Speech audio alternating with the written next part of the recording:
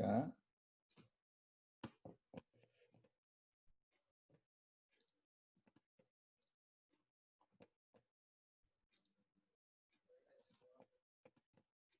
이제 오늘은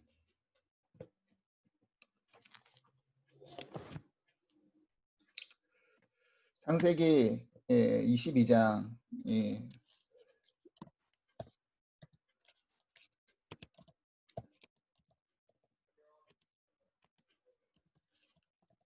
22장 말씀이죠. 이 22장이 아브라함의 우리가 가장 잘 알고 있는 이삭을 이제 바치는 사건이죠. 이게 아마 아브라함의 이야기하면 이 사건을 우리가 빼놓을 수가 없죠. 그래서 많은 분들이 아브라함을 믿음의 조상으로 생각할 때 바로 이 사건하고 같이 연결을 시킵니다.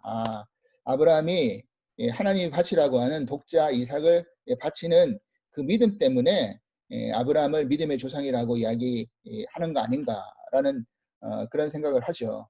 그런데 우리가 이제까지 아브라함을 살펴보면서 하나님이 이것 때문에 단순히 이 어떤 사건의 어떤 믿음의 순종 때문에 아브라함을 믿음의 조상으로 세운 게 아니라 결국 계속 반복해서 말씀드리는 거지만 결국 믿음의 조상이라고 이야기한 그 근거는 어디에 있느냐? 결국 아브라함이 우리의 믿음의 모델이 되는 거죠. 어떤 모델이 되는 겁니까? 정말 하나님의 선택으로 어떤 자신의 능력과 조건과 기준과 그런 것 때문에 지금 아브라함을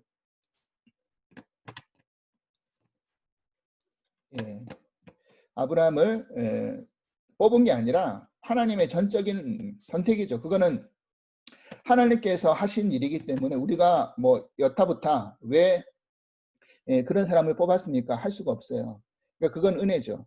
하나님의 은혜로 선택받은 아브라함을 통해서 하나님이 지금 뭘 만들어 가시는 겁니까? 믿음의 사람으로 만들어 가는 거죠. 그러니까 이 믿음이 얼마나 하나님의 은혜고 설득이고 인도하심인지를 제일 잘 보여줄 수 있는 모델이 아브라함이기 때문에 하나님이 이 성경 속에서 아브라함을 믿음의 조상으로 만드는 거죠. 그리고 그 믿음의 어떤 절정의 사건이 사실은 오늘 이 창세기 22장에 등장하는 바로 그 사건이라는 겁니다.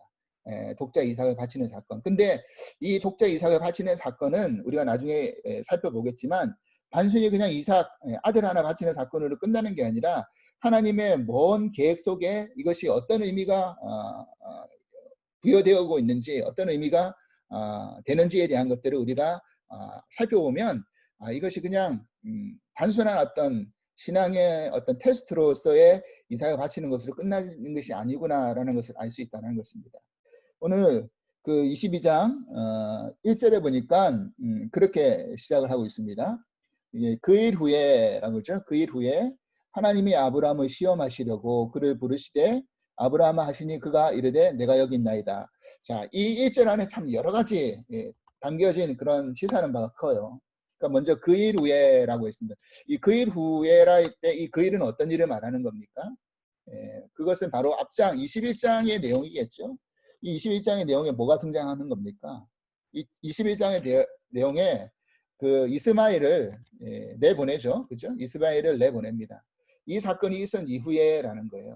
그러니까 이것이 시간적으로 보면 단순히 그냥 한 번에 어떤 사건으로 연결되는 거니까 뭐 며칠 있는 다음에 바로 이 사건으로 연결되는 어떤 시간의 연속성 안에서의 가까운 사건이 아니라 이게 어떤 시간적으로 보면 바로 연결된 게 아닌 굉장히 어떤 시간이 흘러가는 것을 알 수 있어요. 왜냐하면 그 당시 이스마엘을 쫓아낼 때 이삭의 나이는 불과 3, 4살밖에 되지 않았죠. 그죠? 젖된 다음에 잔치를 베푼 이후에 어떤 썸띵이 일어나가지고 결국 이스마엘을 내보내는 사건이 있었잖아요. 그때는 이삭의 나이가 굉장히 어렸어요. 그런데 지금 이 독자 이삭을 바치라고 하는 이 사건이 일어났을 때 이삭의 나이를 성경학자들이 추측을 합니다. 이때가 한 몇 세쯤 됐을까? 보통 생각하기를 지금의 어떤 청소년 이후의 나이라고 생각해요. 그리고 많이 잡았을 때는 어떤 그 대학생 정도의 나이 이렇게 생각합니다. 그래서 대충 생각할 때 십몇 년이 흘러간 다음의 사건이에요.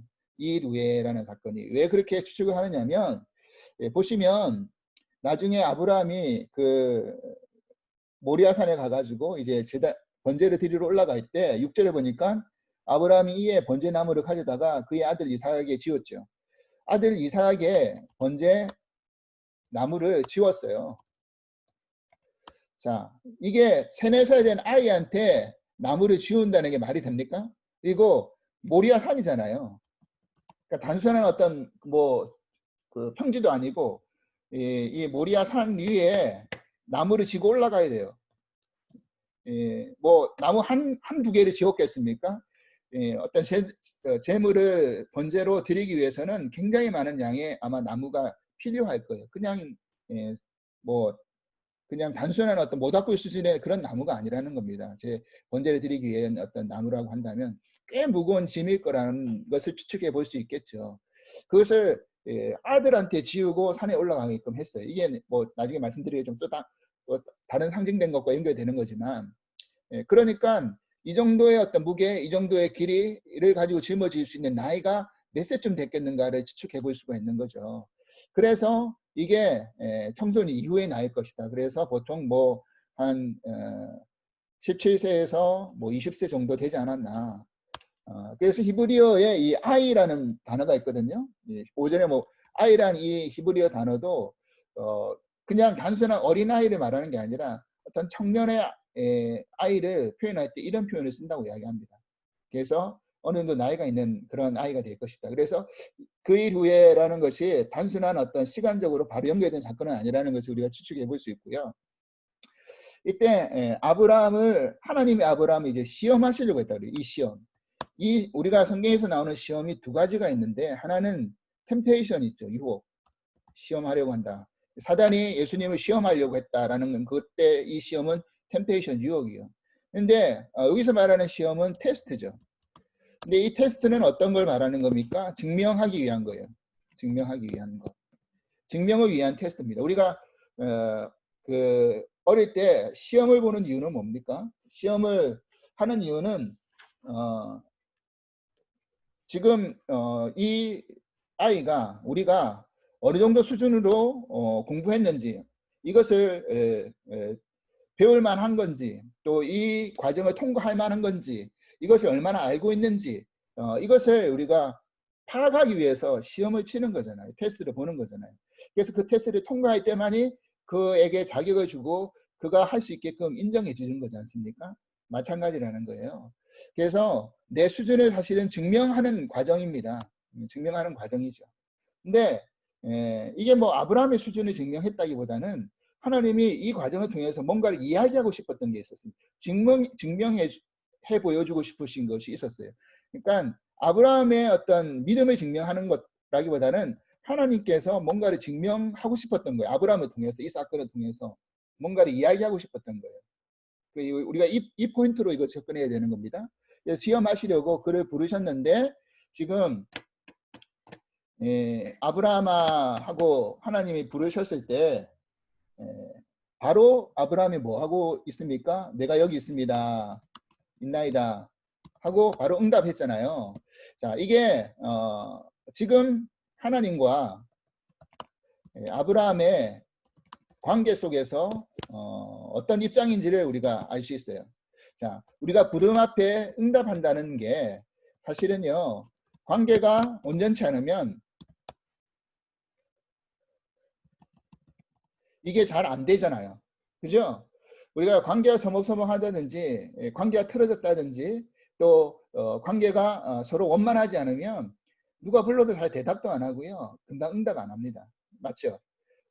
이거는 아담을 하나님이 타락 후에, 선악과를 먹은 후에 아담아 하고 불렀어요. 근데 아담이 어떻게 했습니까? 나무 뒤에 숨었죠.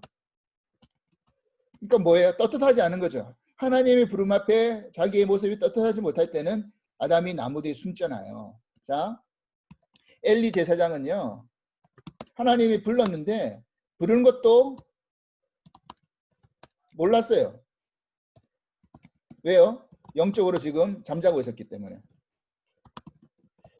영적으로 잠자고 있다라는 거는 하나님과 관계 속에서 우리가 자고 있다라는 거잖아요. 관계가 자고 있다라는 거. 그러니까 이런 관계가 잠들어 있다든지 부자연스럽다든지 아니면 하나님을 떳떳하지 못했다든지 했을 때 하나님 우리를 찾으신다 부르신다 그러면 선뜻 어떻게 해야 되는 겁니까? 겁이 나고요. 잘 응답이 안 돼요. 근데 아브라함은 하나님 부르든 하나님의 사자 부르든 그때마다 즉시 뭐예요? 바로 내가 여기 있습니다 라고 답을 합니다. 이거는 지금 이 사건이 흘러오는 과정 속에서 이미 그 앞에 자신의 그 육신의 자녀였던 이스마엘을 내보내라는 하나님 말씀 앞에 일단은 뭐예요? 이거 먼저 순종했잖아요. 육신의 자녀를 내보내는 것마저 순종을 했어요. 근데 이제 하나님 한 가지 더 순종하라고 말씀하시는 게 약속의 자녀 이삭을 어떻게 해요? 바치라는 말씀을 하시는 거예요. 자, 이 두 가지 먼저 첫 번째 순종도 했어요. 그렇기 때문에 하나님과 관계 속에서 본인이 그렇게 부끄럽다든지 떳떳하지 못하다든지 하나님 부르신다고 해가지고 머뭇거린다든지 이렇게 하지 않았어요. 그러니까 관계 속에서 바로 이렇게 연결되어 있었다는 걸 말하는 거죠. 자, 그때 한 번 더 하나님이 이야기하시는 겁니다. 이제 약속의 자녀 이삭을 바치라는 이야기를 하시죠.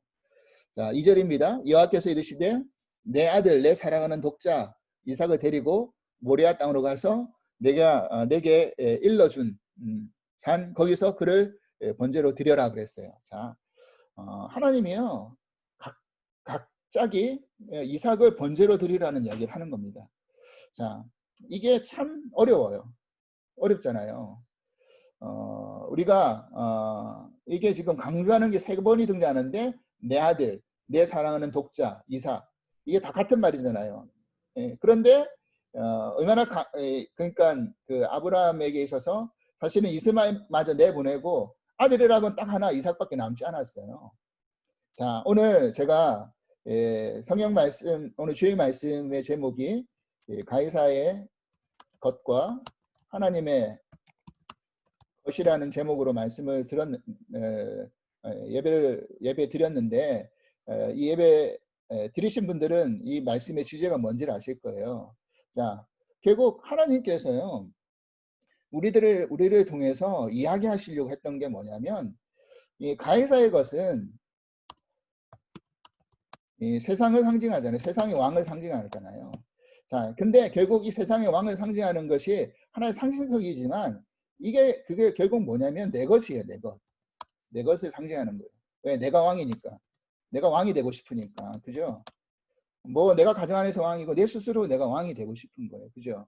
자, 이거예요. 우리는 내 것하고 하나님의 것을 구분할 수 있어야 되는 거잖아요. 이게 중요한 메시지라고 드렸습니다. 근데 내 것이라고 내가 알고 있는 내 것이 아니라는 거 우리가 깨달을 수 있는 게 신앙이죠. 우리 믿음이죠. 예, 결국 하나님이 내 것이라고 주신 것은 내가 노력해서 내가 수고해서 내가 애써서 얻은 거 맞죠. 하지만 제가 더 큰 것을 바라보자고 했어요. 만약 그것을 하나님께서 우리들에게 지킬 수 있는 외적인 환경과 여건과 이 모든 것들을 허락하지 않으셨다고 한다면 하나님이 보호하시지 않으셨다고 한다면 이것은 내 것이 될 수 없는 것들이 대부분이에요. 다죠. 그죠? 이게 다 하나님이 내게 주신 은혜인 거죠. 우리가 이걸 잊지 말아야 된다는 것입니다. 이 사실을요. 그래서 내 것이 아닌데 내 것인 것을 하나님의 것을 내 것이라고 하나님이 그냥 잠깐 뭐예요? 맡기신 것, 인정해 주신 것, 허락하신 것밖에 없어요. 그럼 우리는 당연히 그것을 안다고 한다면 우리가 해야 할 자세와 태도는 감사하고 은혜밖에 없어요. 하나님이 내 것이라고 맡겨주시고 인정해 주시고 허락해 주신 것에 대한 감사 은혜밖에 없는 거죠. 근데 우리가 이거를 잃어버리면 이게 다 내 것인가 생각하고 내가 움켜쥐고 내가 붙들려고 하는 순간 내가 주인이 되려고 하잖아요. 내 삶의 주인이 되려고 하잖아요. 하나님의 것을 우리는 인정하지 못하고 하나님 것을 돌리지 못하고 바치지 못한다는 거예요. 자, 지금 이 아브라함의 이 이삭을 바치라는 이 과정 속에서 제일 핵심은 뭐냐면 이삭이 누구의 것이냐는 거예요. 자, 이삭은요, 아브라함이 할례를 통해서 낳은 자식이에요. 할례의 의미는 뭐예요? 너가 이제 죽은 몸이다. 죽은 몸에서는 아이가 생겨날 수가 없어요. 근데 하나님이 그 죽은 몸을 통해서 이삭을 낳게 하셨어요. 할례를 통해서 상징을 가지고요. 그러니까 제가 그 할례를 통해서 죽은 몸을 통해서 이삭을 낳은 것이 뭐라고 했습니까? 자신의 힘으로 낳은 아들은 이스마엘이지만, 자신의 육의 힘으로 낳은 아들은 이스마엘이지만, 자기 힘으로 자기의 능력으로 낳은 아들이 아니기 때문에 이삭은 약속의 자녀다. 이 말씀 했던 거잖아요. 그러니까 하나님이 허락해서 주신 자녀잖아요. 그러니까 아브라함이 능력으로 낳은 자녀가 아니라 하나님 은혜로 허락해 주신 자녀예요. 그러면 이삭은 누구의 것입니까? 하나님의 것이라는 거죠. 그래서 하나님의 것을 하나님이 내놓으라고 하는 것, 우리가 이것을 받아들이는 거예요. 인정하는 거예요. 그러니까 이 믿음이, 이 순종이 아브라함에게 있었던 것 같아요. 하나님의 것을 하나님 지금 내놓으라고 하네. 이삭을 어떻게 내놓아? 내 건데, 내 자녀인데, 독자인데, 왜 하나님 이걸 요구하시지? 말도 안 돼. 라고 우리가 생각할 수 있는 부분이지만, 이게 내 자녀가 아니라 지금 하나님 잠깐 맡겨놓은 거를 내가 가지고 가겠다라고 하면 하나님 앞에 드릴 수 있는 그 마음을 네가 가지고 있느냐? 이거를 사실은 보고 싶었던 거예요. 사실 아브라함을 통해서. 그죠? 우리를 이런 수준으로까지 하나님이 지금 이끌어 가신다는 생각을 하는 거예요. 자, 그런데 아브라함이 이렇게 내어놓을 수 있는 과정 속에서 3일 길을 그래서 모리아산으로 가가지고 번제를 드리라고 하면서 3일 길을 가잖아요. 이 3일 길이 참 얼마나 때로는 긴 시간이고 정말 어려운 시간이고 힘든 시간이었을까? 인간적인 어떤 아브라함의 마음을 통해서 아무리 아브라함이 순종을 가지고 하나님 앞에 맡긴다라고 했지만 그런 생각도 들었는데 이런 과정 속에서 성경은 참 뭐라고 증가하고 있느냐면 아브라함이 염려했다더라, 걱정했다더라, 불안했다더라, 근심했다더라 이런 표현이 있어요, 없어요? 없어요. 그러니까 이 아브라함의 태도 속에서 분명한 결연한 어떤 순종의 믿음이 있었던 것은 분명해요. 그래서 히브리서에 보면 믿음장 히브리서 12장에 보면 뭐라고 그 아브라함이 이삭을 바친 것을 뭐라고 이야기하고 있습니까? 히브리서 12장을 한번 보세요. 히브리서 12장이 아니라 11장 11장에 보면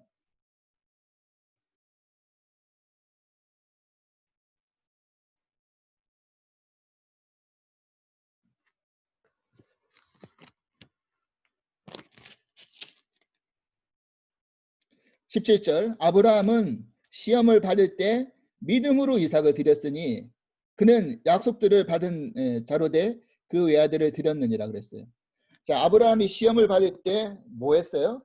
믿음으로 드렸다고 했어요. 이렇게 히브리서는 아브라함 믿음을 시험 받을 때 그 이삭을 드린 믿음을 이렇게 이야기한 거죠. 자, 그래서 우리가 가져야 될 당연한 믿음은 뭡니까? 내 것과 하나님의 것 구분할 수 있어야 되고요. 결국 내 것이라고 내가 인정하고 내 것이라고 주장하고 싶은 그 모든 것이 사실은 하나님의 것인데 하나님이 맡겨주신 것인데 하나님이 허락하신 것인데 하나님의 은혜로 우리들에게 주신 것인데 이거를 내가 잊지 말고 하나님이 하나님의 것입니다. 이 모든 것이 하나님의 것입니다라는 그 고백을 우리의 믿음 속에서 늘 가지고 있어야 된다는 거예요. 그게 포도원의 그 농부가 못했던 거잖아요. 포도원 농부의 주인이 소출을 드리라고 했는데 소출을 안 주고 싶은 거예요. 열매도 없고 그러니까 보낸 종도 죽여버리고 아들마저 죽여버렸잖아요. 그러니까 결국 자기는 뭐예요? 자기에게 준 하나님 그 주인이 허락한 그 땅을 그 포도원을 뺏겨버리잖아요. 그러니까 우리가 이거를 잘 알아야 된다는 것입니다. 그래서 그거를 요구했는데 지금 아브라함에게 있어서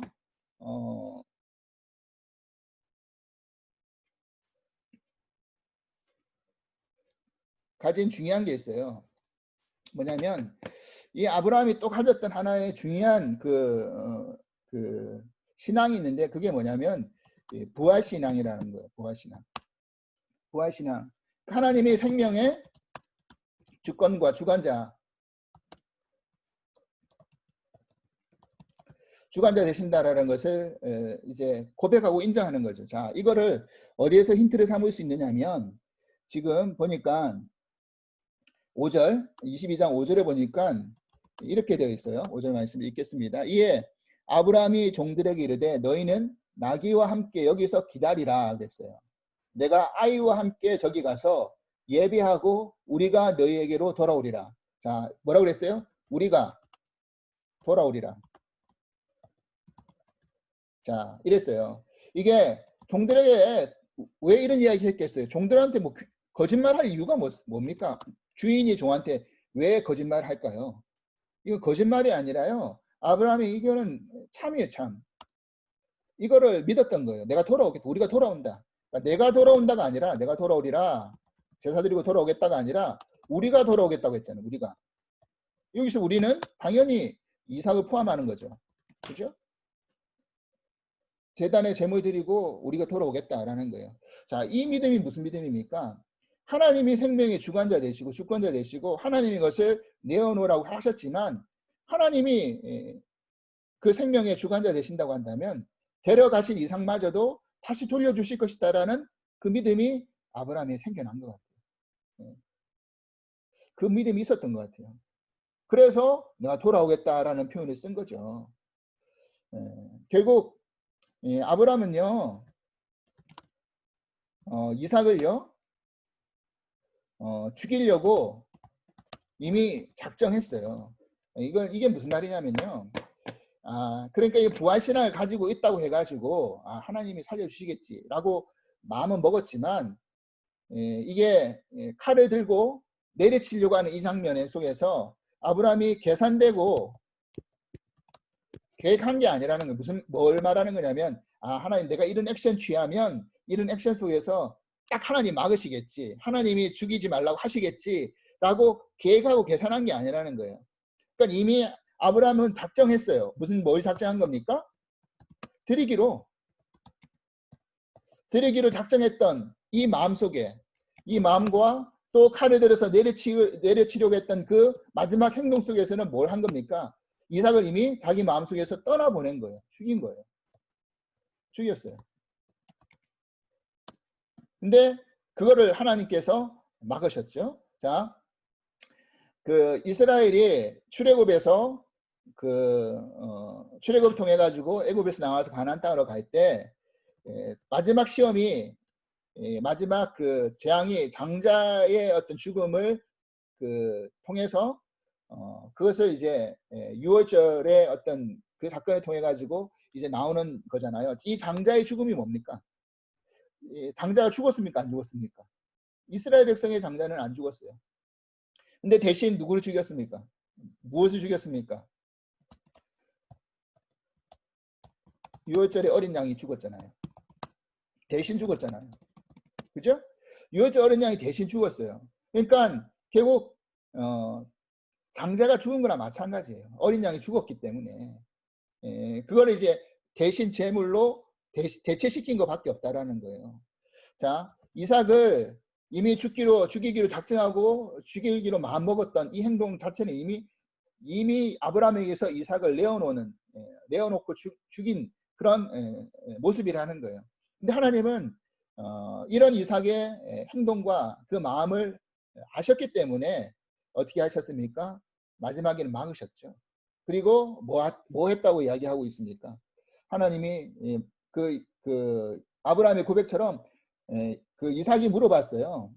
이삭이 물어봤는데 뭘 물어봤냐면 아버지 지금 번제들이 불과 나무는 있는데 번제할 그런 재물은 어디 있습니까? 어린 양은 어디 있습니까? 라고 물어봤어요. 7절에. 그러니까 8절에 뭐라고 아브라함이 대답했느냐면 아브라함이 이르되 내 아들아 번제할 어린 양은 하나님이 자기를 위하여 친히 준비하시리라 하고 두 사람 함께 나아갔어요. 어린 양을 다 준비할 것이다.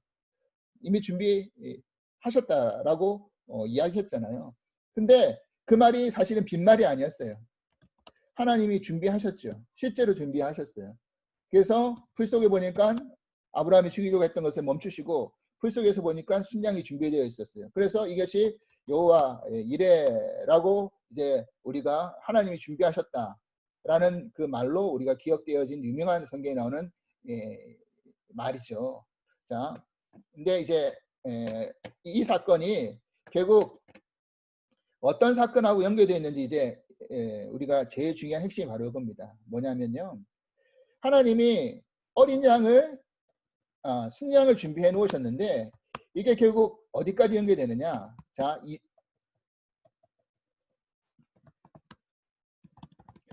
이 부분 이삭이요. 일단 누구를 상징하느냐. 보시겠어요?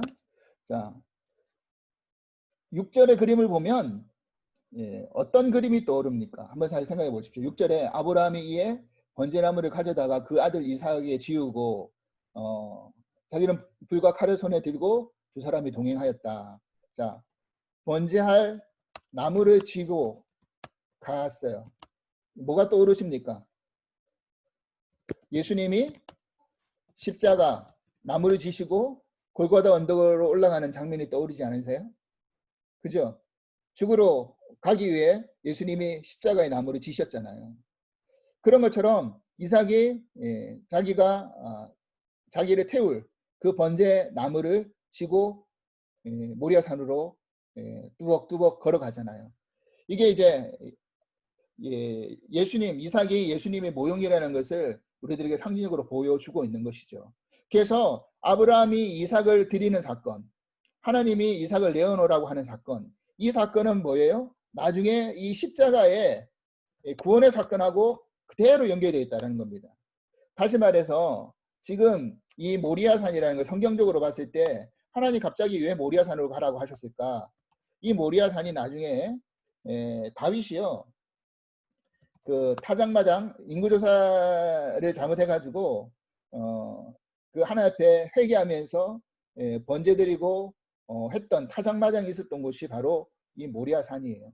그리고 나중에 이 모리아산이 솔로몬의 성전이 세워졌던 산이고요. 그리고 이곳에서 결국 크게는 어떤 일이 일어난 겁니까? 예수님이 이곳에서 이 장소에서 죽으셨죠. 그죠? 그러니까 결국 이 사건은 이삭을 번제로 바치는 이 여호와 이레, 하나님이 준비하신 여호와 이레의 사건은 결국 궁극적으로 뭘 준비하신 겁니까? 하나님이 우리의 구원과 구속을 위해서 누구를 준비하신 거다?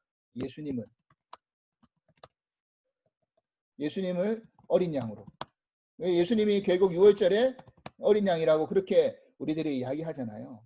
예수님이 우리의 구속을 위해서, 구원을 위해서 6월절 어린 양으로서 준비되어진 거예요. 누가? 하나님이 준비하신 거예요. 그 모리아산에.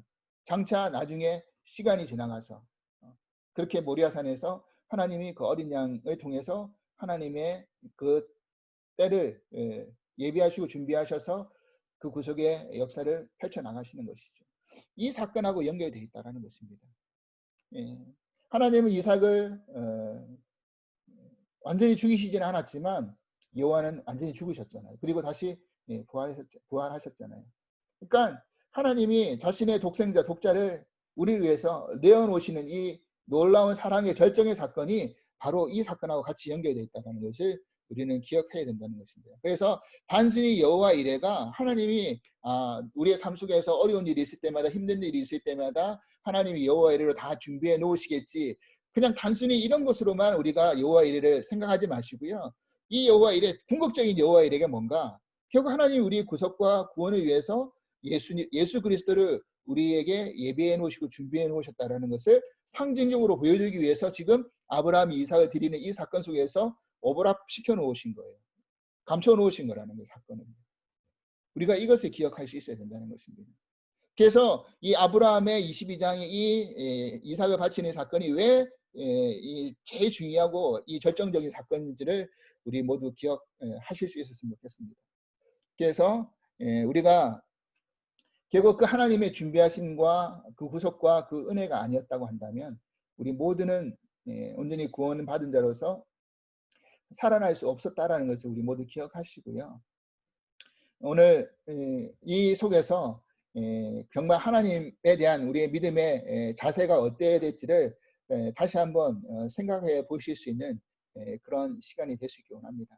결국 하나님이 하나님의 것이 무엇이고 나의 것이 무엇인지의 어떤 이 개념을 우리 속에서 분명히 설정해 놓고 그리고 그 모든 것 안에서 우리가 믿음 생활을 걸어간다고 한다면 하나님이 매일매일 우리들에게 여호와 이레로 은혜 내려주시고 또 준비해 주시는 부분도 또 있다라는, 결국 우리를 결국 어디까지 만들어 나가실 거라는 겁니까? 이 과정을 통해서 우리를 구원받은 자, 구속받는 하나님의 자녀로까지 우리를 만들어 가실 것이다라는 것이 이 사건 안에서, 전체의 그림 안에서 그려져 있다라는 것을 우리가 기억하시고, 우리가 받은 이 구속의 은혜를 늘 감사하고 기뻐하고 또 찬양 올릴 수 있는 저희 모두가 될 수 있기를 주님으로 간절히 기도를 드리겠습니다.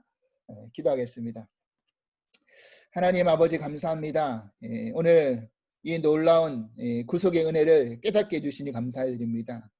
우리는 단순히 하나님께서 아브라함에게 독자 이삭을 내어놓으라는 이 사건이 정말 하나님이 어떻게 그렇게 요구하실 수 있는 것인가, 너무나 무자비하고 정말 이해되지 않는 그런 사건이다. 우리의 믿음을 증명하기 위해서 나의 독자마저 내어놓으라는 건가, 나의 가장 소중한 것을 내어놓아야지만이 우리 믿음이 증거되어지는 건가, 우리가 이렇게 오해할 수도 있습니다. 하지만 깨닫고 보니 그것이 아니었습니다. 나의 것과 하나님의 것이 무엇인지 그 개념이 분명히 서야 될 것이고, 결국 내가 내 것이라고 주장하고 싶은 모든 것이 다 하나님의 것인데 하나님 우리에게 잠깐 맡겨주신 것이고 허락하신 것이고 그냥 인정해 주신 것일 뿐인데, 여전히 우리는 우리의 삶 속에서 내가 주인이냐, 내 권리를 주장하고 내 것만 보호하려고 하고 내 것만 움켜쥐려고 하고 아무것도 내어놓으려고 하지 않는 그런 어린아이 신앙을 가질 때가 너무 많았음을 고백합니다. 하나님, 이제는 우리의 믿음의 수준이 이 수준에서 탈피해가지고 모든 것이 하나님의 것입니다를 늘 인정하고, 그래서 그것을 우리의 삶 속에서 작은 영성이라도 표현할 수 있는 그런 믿음 있게 하여 주시옵소서. 그리고 결국 궁극적으로 하나님이 여호와 이레로 우리를 구속하기 위해서, 구원하시기 위해서 끊임없이 준비하고 계셨다라는 것을 우리가 바라보면서 하나님 그 놀라운 우리를 향한 끝없는 사랑과 끈질긴 사랑을 다시 한번 기억하게 해 주시옵소서. 때로는 아브라함처럼 실족하기도 하고 또 정말 말도 안 되는 그런 어리석음을 범할 때도 많고 실수를 범할 때도 많지만 그 연약한 우리를 하나님이 붙드셔서 설득하셔서 하나님 인도하셔서 정말 구속의 자녀로, 구원의 자녀로 하나님이 이끌어 주신다는 것에 감격할 수밖에 없습니다. 이 믿음 우리가 기억하고 우리 매일매일 삶 속에서 그 구속의 은혜, 여호와 이레의 은혜를 누릴 수 있는 저희 모두가 되게 하여 주시옵소서. 감사하며 예수 그리스도 이름으로 기도합나이다. 아멘.